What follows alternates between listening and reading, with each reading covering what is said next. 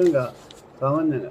అదే రాహుకేతులు ఉన్న రాష్ట్రాధిపతులు కేంద్ర కోణంలోనూ మిత్రక్షేత్రాల్లోనూ శుభక్షేత్రాల్లో ఉన్నప్పుడు ఎలాంటి దుష్ఫలితాలు జరగవు.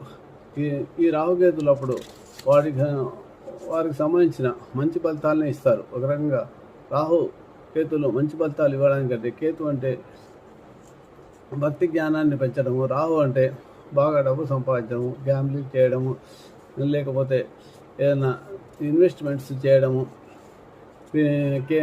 ఫిలిం ఫీల్డ్లలో పనిచేయడం, దాంట్లలో మంచి అభివృద్ధిని, ధనాదాయాన్ని కలిగించడం చేస్తుంటాడు. కాబట్టి రాహుకేతులు ఉన్న రాష్ట్రాధిపతులను బట్టి రాహుకేతులకు శుభఫలితాలు ఇస్తాయా, మంచి ఫలితాలు ఇస్తాయని తెలుసుకోవాలి. దీని కొరకు జాతక పరిశీలన చేసుకొని మంచి జ్యోతిష్కుని సంప్రదించితే కానీ ఈ విషయం తెలియదు. అప్పుడు దాన్ని బట్టి మీరు